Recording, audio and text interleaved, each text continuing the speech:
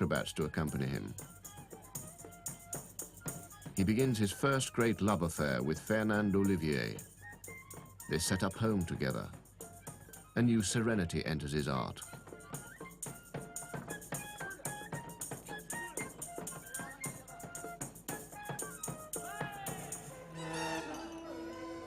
The dark ghosts of the blue years will return to haunt their maker, but for the time being, their era is over.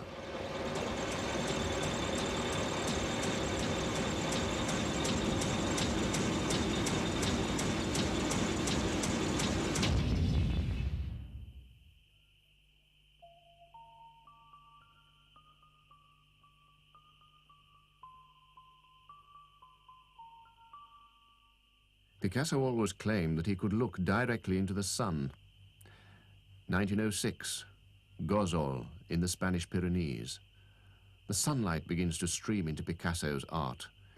He was back in his native Spain, among people he knew and faces he recognized.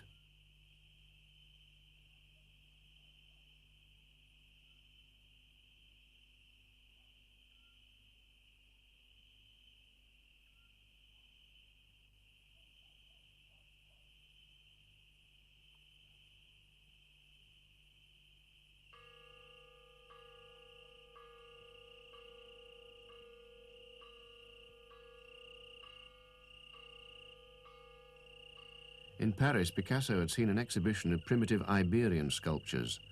He is amazed by the simple geometry of the figures, the fierce expressiveness of the faces.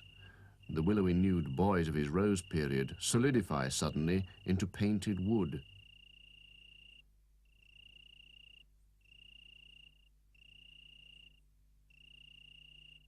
A self-portrait of 1906.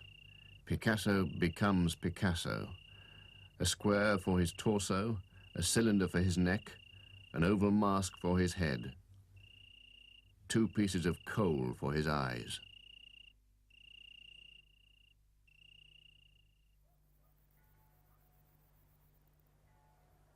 Picasso comes to Gozol in the summer of 1906, accompanied by Fernand Olivier. It was to be a momentous holiday.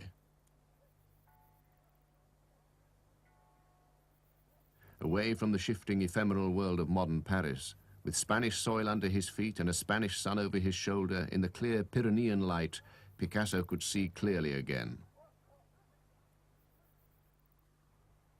Rooftops as solid as sunlit rocks.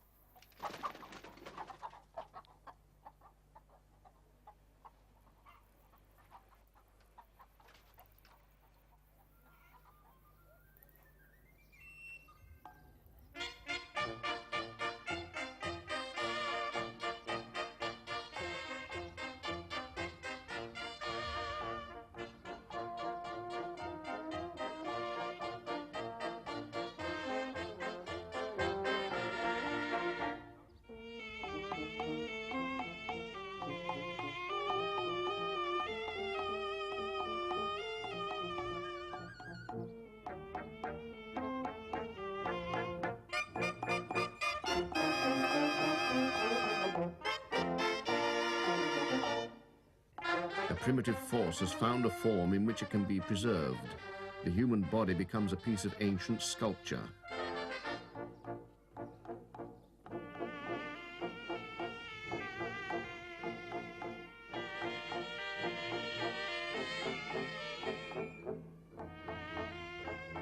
Picasso paints the traditional Catalan dance of the sardana like a human sun. The dancer's raised arms imitate the sun's rays. It is to be the first of many such dances in his art.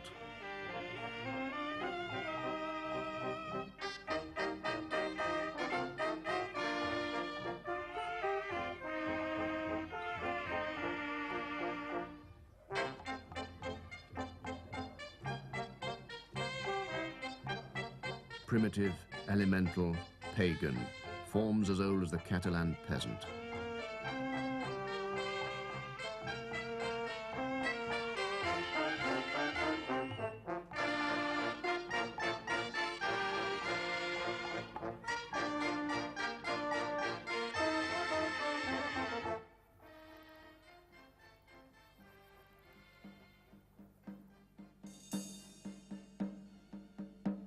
To see things as they are, that was the ambition Picasso set himself. In these faces, inspired by Iberian sculptures, Picasso seems to have scraped away the surface of the modern human being to discover the ancient ancestor within us all.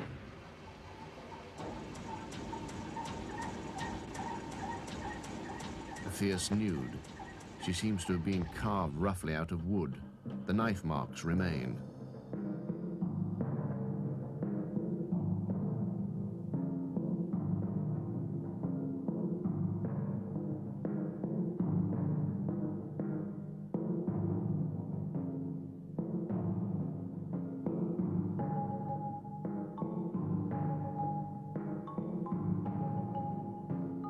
A disguised self-portrait of 1907. As a boy, his mother had dressed him up in a sailor's suit. To have a direct vision, he said, that is the thing.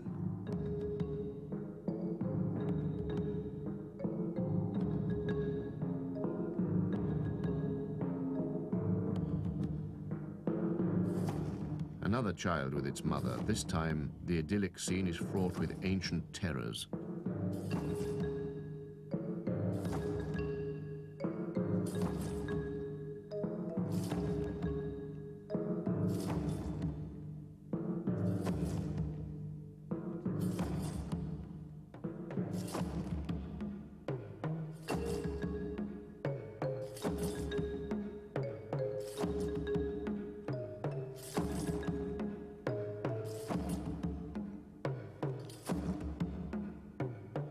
In years to come, Picasso would claim to have African blood in him through his Spanish Moorish ancestors. But in June 1907, the real moment of epiphany. In the ethnography collection of the Trocadero Museum, Picasso discovers the fetishes, tribal masks, and fertility figures of Africa and the South Seas. At that moment, he later claimed, I realized what painting was all about.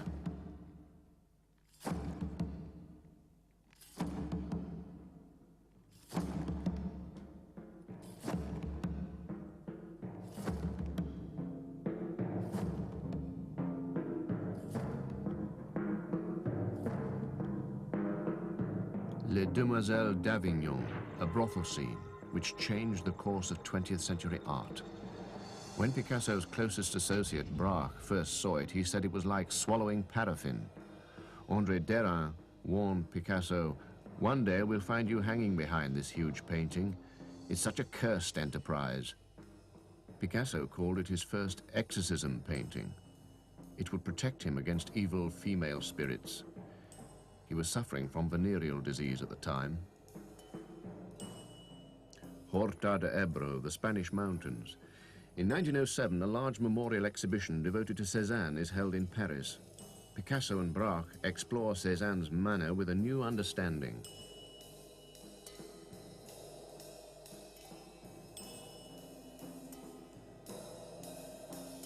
Landscape with two figures. Treat everything in nature, said Cézanne, according to the sphere, the cylinder, and the cone.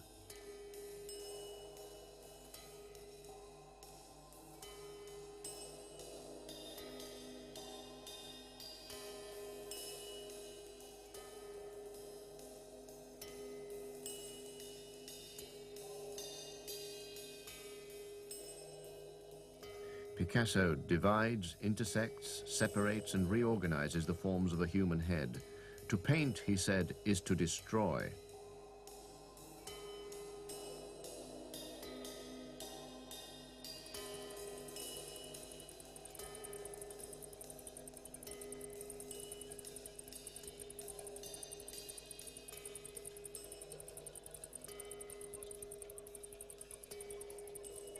The great classicist landscapes, wrote Cézanne, are those where light is spiritualized, where a landscape is a smile flickering with keen intelligence.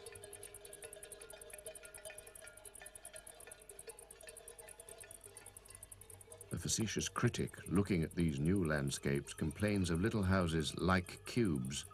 The name sticks.